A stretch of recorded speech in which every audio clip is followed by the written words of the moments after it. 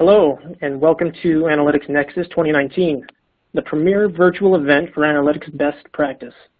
This presentation is titled Influencing Business Decisions Through KPIs, and will be presented by Alex Destino.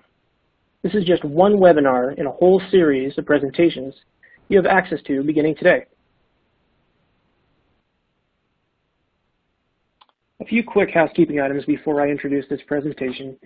At any time, you can interact with Alex or the other presenters with questions or comments on Slack. The Slack address for Analytics Nexus is analyticsnexus.slack.com, and you should have received an email invitation to join if you registered in advance. If you didn't receive that email, you can find an invitation link to the Slack workspace in the menu below.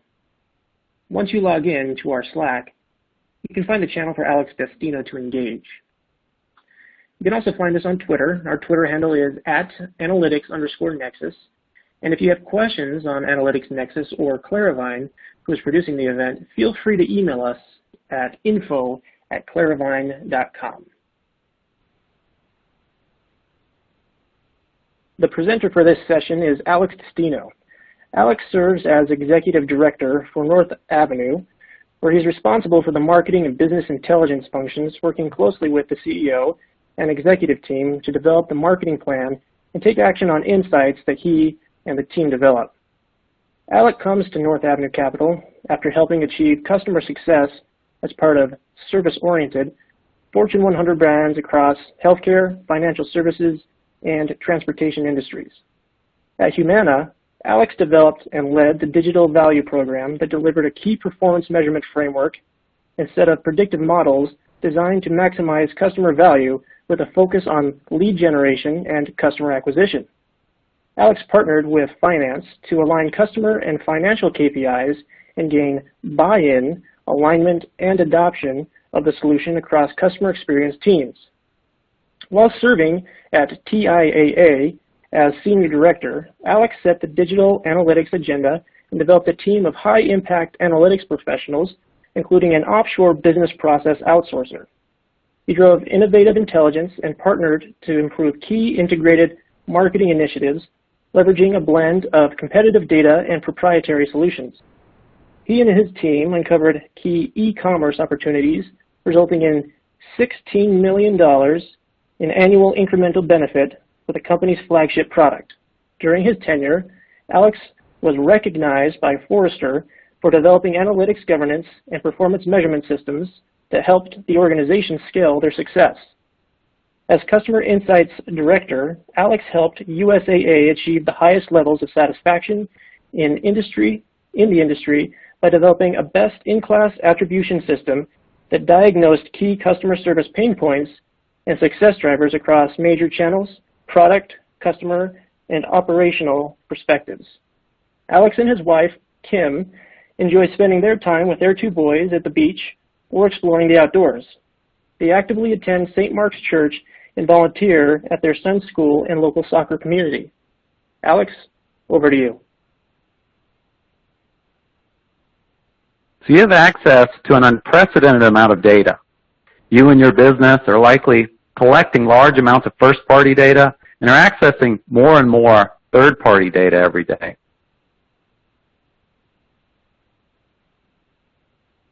Marketing budgets are growing and projected to continue. With the promise of digital, there's increased scrutiny for ROI, along with heightened expectations from folks that did not grow up with this channel. If there's a lack of ability to measure success and ROI, the math is hard enough, but couple that with the fact that people are uncomfortable with the deep level of accountability that comes along with it. It's very different than how things were done in the past, and our leadership is needed to move out of the wild, wild west of data.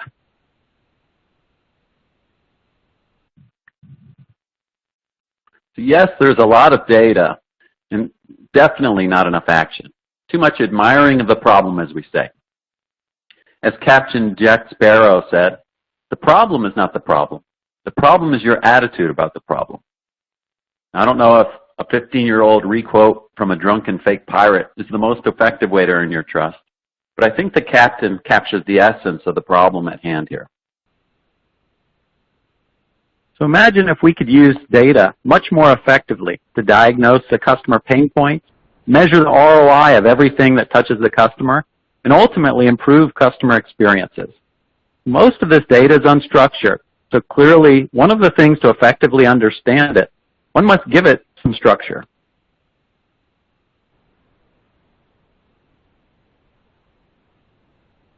I submit to you that KPIs are the main ingredient in data-driven decision-making. They're the link between the data, which represents consumers, and the insights you need to improve interactions with those customers. KPIs are the key enabler to continuous improvement and the primary means from shifting to admiring the problems to building a purposeful performance management system.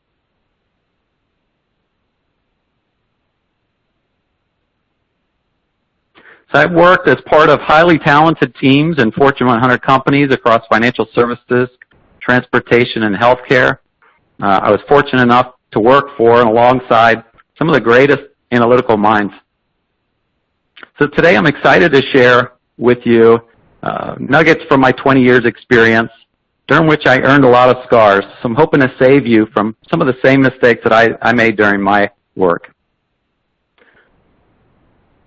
And thank you to Claravine for giving me the opportunity to talk with you today. So we're going to talk about how to use KPIs to all but guarantee success in 3 parts. First, I'll tell you how to get started. Second, I'll give you recommendations for how to position it, put teeth in the process. And third, how to set up for continuous improvement. Why don't we jump right in?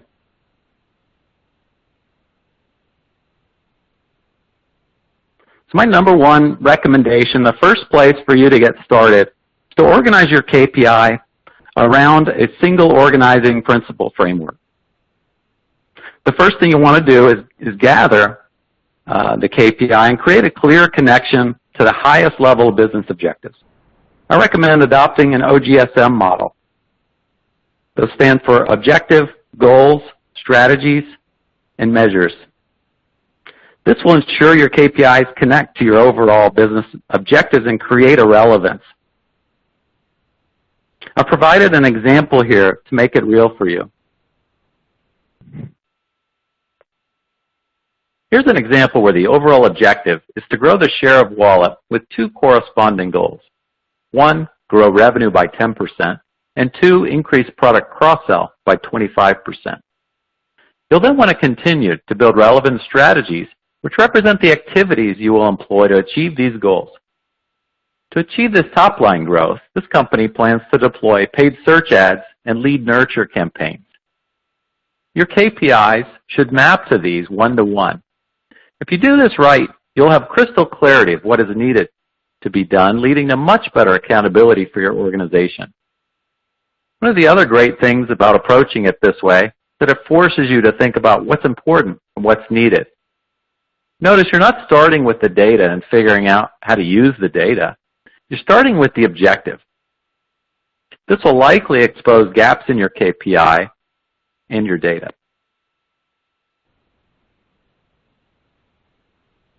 Whatever framework you choose, you'll be most effective at gaining traction by presenting your KPIs through story. Here I present you with an example of a heart and pulse. These concepts were raised by Anil Batra in a huddle I recently facilitated at the Digital Analytics Hub conference. I thought it was effective, so wanted to reshare it here. You'll want to develop KPIs that capture customer interactions and sentiments about your brand, and I believe this heart and pulse concept captures both of these. The HEART framework was developed by Google Ventures and attempts to reflect the customer side of the equation, while the pulse metrics were focused and designed to capture more operational type measures, as you can clearly see. Now, I'm not suggesting these are the metrics you use, but whatever you do, own them, weave them together with a story. Be sure you listen to your customer and keep the pulse on the heart of the interactions with them. Once you've figured out which KPIs to focus, your next step is to go after the data needed to support them. This includes identifying the sources and codifying each to detailed metrics and the primary source of truth. One tip here is to be particular about the names of the KPIs. Give each different one a different name. You'll know how important this is if you've ever had questions about reconciling two different metrics, perhaps dealing with a marketing agency, where you question how they calculate clicks from paid search and why does mine sourced from Adobe not line up with yours. Save yourself these headaches. Recognize they're two different metrics, should have two different names. For your primary model, you'll probably want to choose one or the other as primary. So after you have the basic building blocks in place, it's time to roll out your framework and put integrity into the process. When it comes to data collection, people tend to sit in one of two camps. There are those that believe you should capture everything, and those that believe you should be more purposeful in what you measure. I'm somewhere in between, but if I had to choose, I lean toward the more purposeful camp and believe that not everything that can be counted counts. Focusing on what's important is crucial to converging on success and rallying others in your organization. Less is more. All KPIs are not created equal. How do you determine which KPIs are truly KPIs versus PIs? Well, here's a short list of criteria to serve as your sniff test. 1, is it aligned to your objective? 2, does it represent significant value? 3, is there ownership? Because things don't move forward without ownership. And 4, is it important enough to build a target around it? After rolling this type of framework out in a few large companies, one of the most important insights that I've learned is that it's more important to gain alignment than to be accurate. The math alone will not get you very far. This was presented to me by many different, well-respected executives. It was an invaluable lesson. It's crucial that you work relentlessly to gain alignment up, down, and across. Accountability is one of the key headwinds when it comes to measurement planning. You're sure to face resistance. Transparency is one of the keys to success. You'll find yourself playing the role of facilitator more often than not.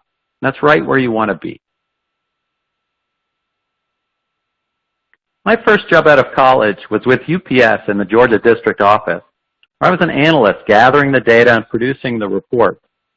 It was right after a Mitch album published Tuesdays with Maury, an inspirational 5-star book. Recommend you check it out.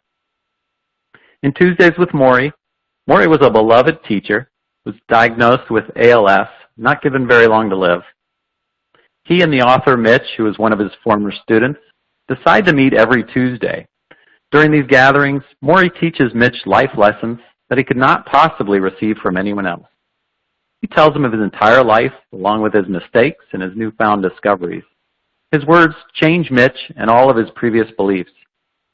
At UPS, I was responsible for running the weekly KPI reports and feeding them to my district manager, whose name was Maury, coincidentally. Each Tuesday, I would produce the reports. Maury would read them, and when he saw one of them off track, he would immediately call the manager who was accountable for the number. I got to listen in on these often graphic interactions and experience things that few professionals fresh out of college got to experience. I greatly enjoyed my Tuesdays with Maury and getting to experience the power of using data to drive action.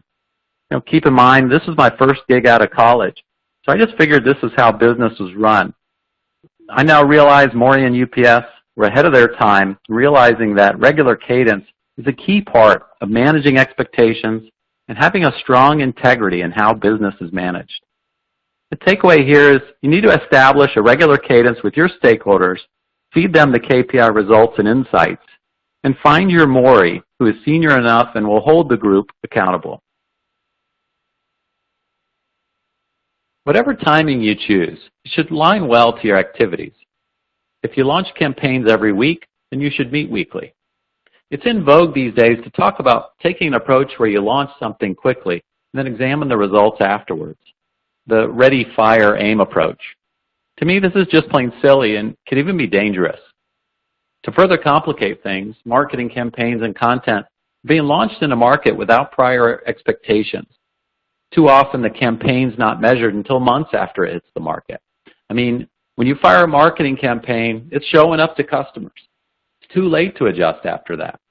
There are entire sites dedicated to showing deleted tweets from politicians. You need to aim before you launch. It's crucial to identify KPIs prior to the campaign or content being put into market.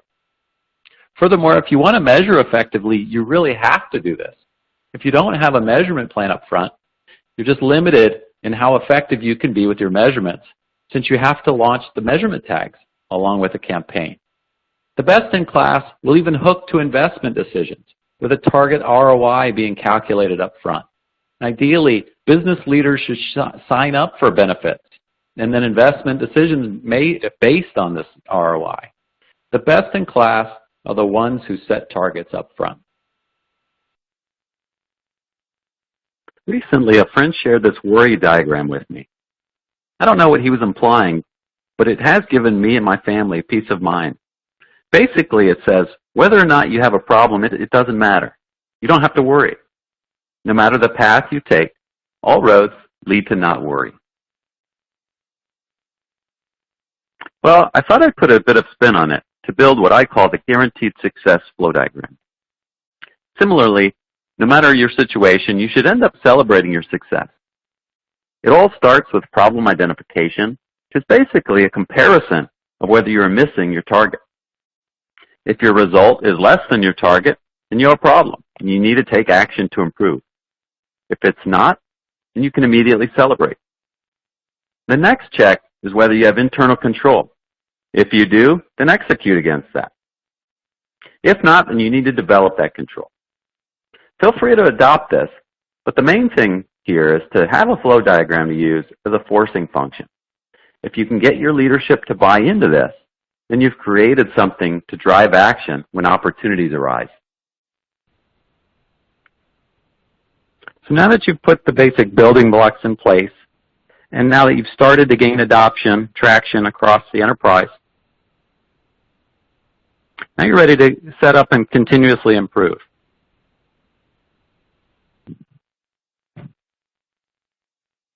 The goal is not to measure for measurement's sake. It's to get from point A to point B.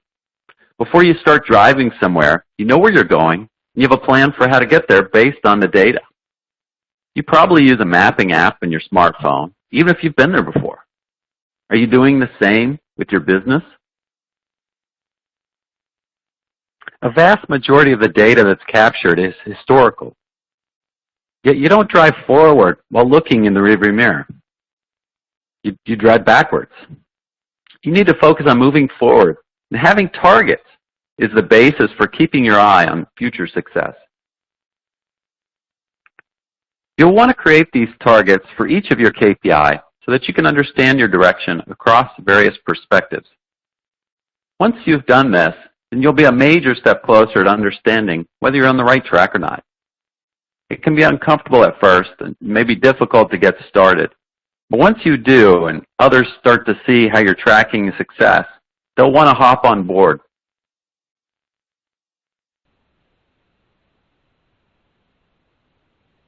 We talked about weekly reporting. So what you'll want to do here is expand on that to answer more and more questions that your stakeholders are posing now that you're loving your process that you've put in place.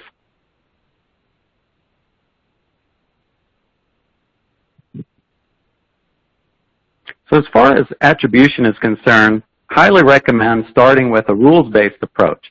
This is so your stakeholders can touch and feel. They can understand the rules of the game.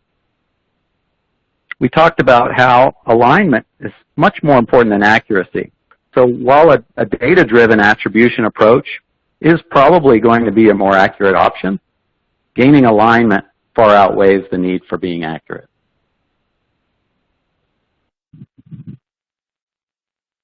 You hear more and more stories about the rise of the machines, and the writers try to pit them against the humans or explain how they're going to take our jobs. It's pretty ridiculous, and it's quite a false choice. It's kind of like work smarter, not harder. Last time I checked, I can work hard and smart. Humans are good at seeing patterns and opportunities, and we recognize computers can crunch numbers and are good at brute force calculation. So we create these tools and processes to help improve our capabilities.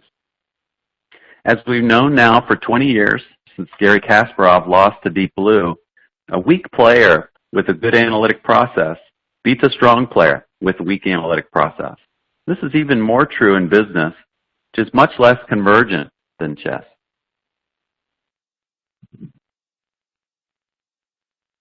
KPIs are the backbone of any good business intelligence or analytic program.